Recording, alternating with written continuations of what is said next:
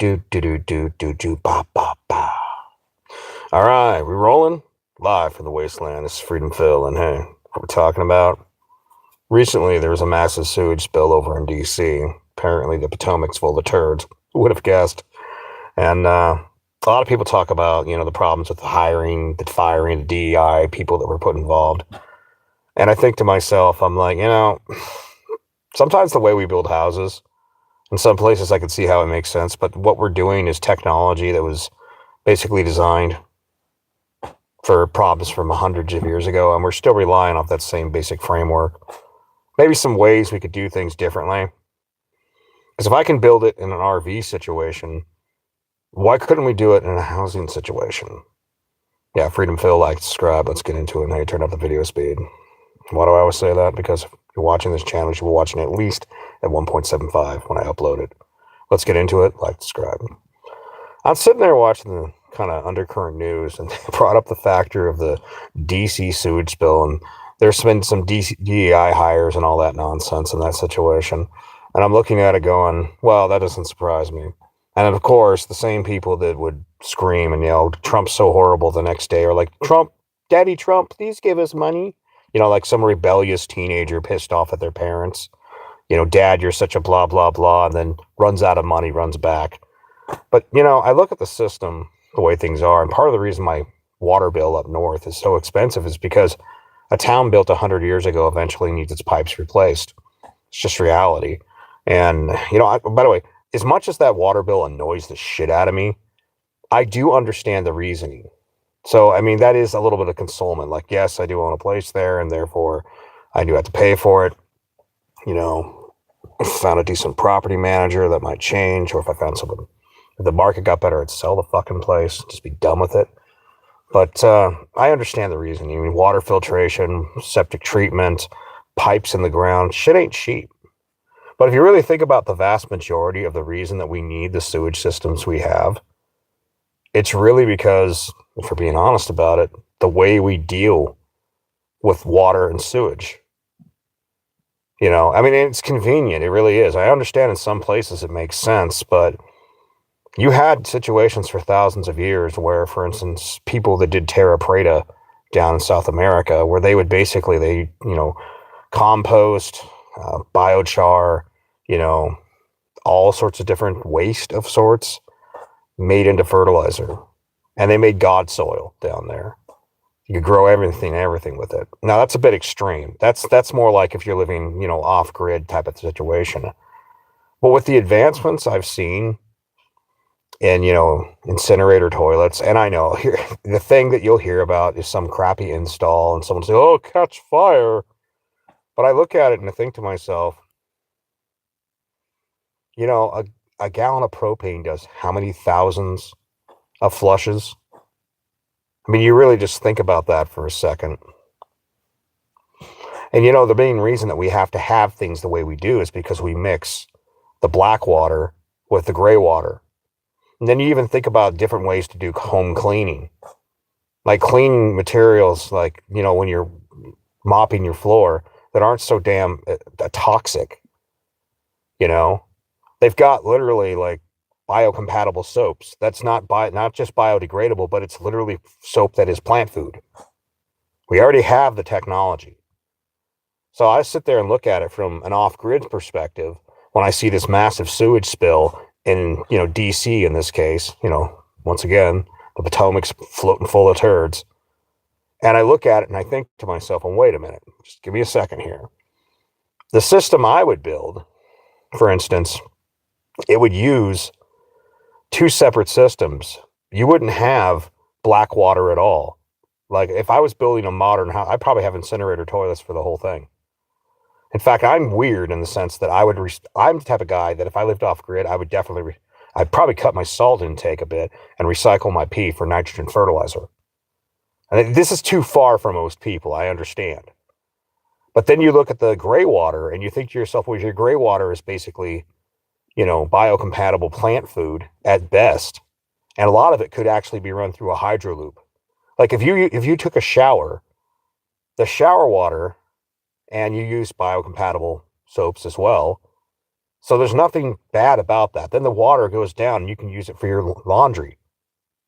Then after it does the laundry, you could either recycle it through a hydro loop or you could use it to water your fucking plants.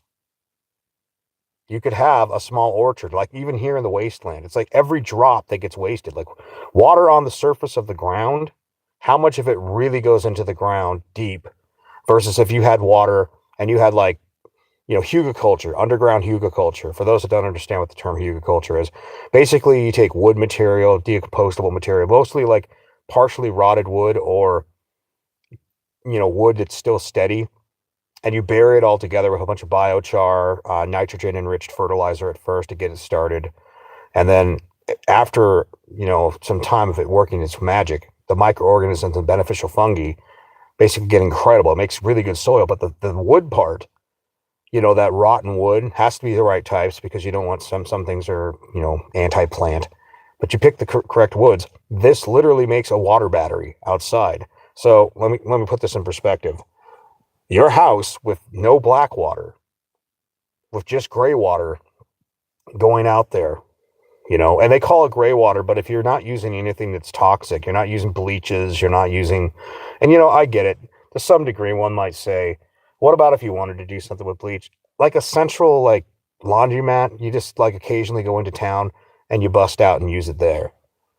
Like, an alternative to bleach. There really needs to be a biocompatible alternative to bleach. I do get where people are with that. So occasionally you would go to a place where a septic is. But the thing of it is by the way, we don't need to hear from people. Yeah, I'm setting up parameters. And why is that? Because really, please, people, like, you're really saying anything worth hearing. But if you were to build a system like this, effectively your leftover water would go into that buried hugelkultur, and that would act as a water battery. So every drop that you use effectively ends up going back to nature. You don't have sewage because you have, like, say, an incinerator toilet or composting toilet.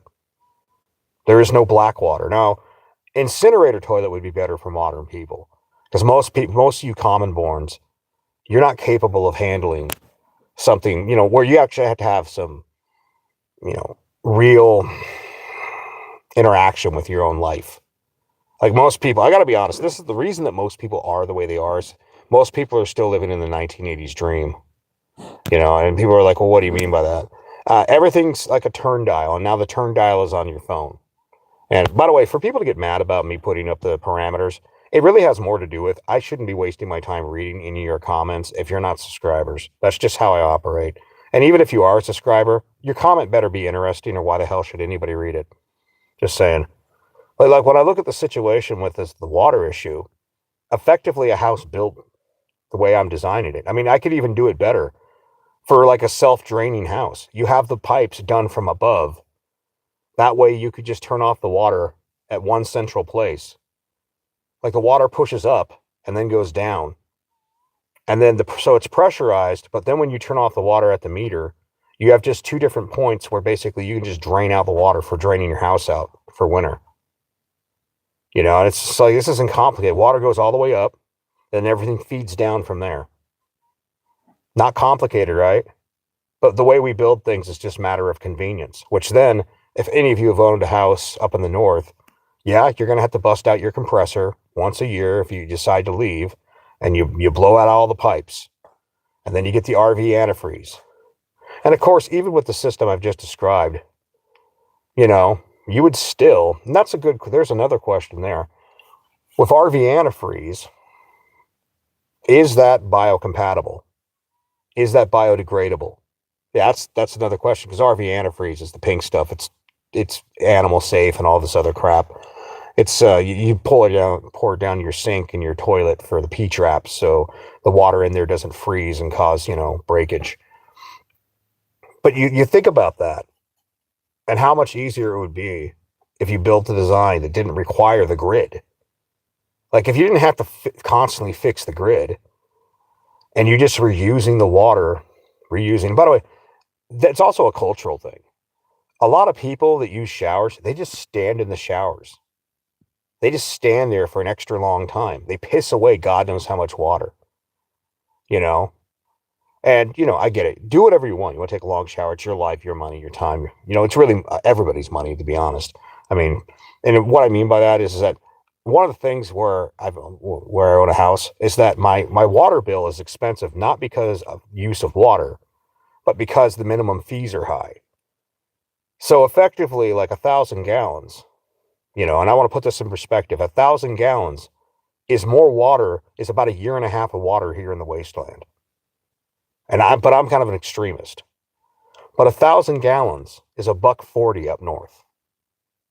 The rest of the bill, like say I used 1,000 to 2,000 gallons. It went crazy. I used over 1,000 gallons that month because I was using the shower and just sitting there, standing there. The rest of the bill is just minimum payment. So then you start to think about it. If you were to build housing designs that didn't require you to even have a septic, like you could have a drain field for your gray water if you just didn't feel like building a garden, But then again, what if you didn't have to spend that money? And here's the problem. What I'm proposing, what I'm talking about as a design would work for people that are not retarded. I'm sorry if you don't like that word. Maybe you should, grow up and join the real fucking world. If you're not retarded, this would work.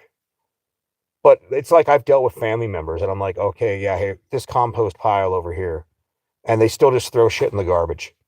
And I actually want to kick them in the fucking balls. I'm like, dude, what did I tell you to do? I said, I got to deal with this garbage. Why don't you just pay for a dumpster? I'm like, why don't you fucking pay for it?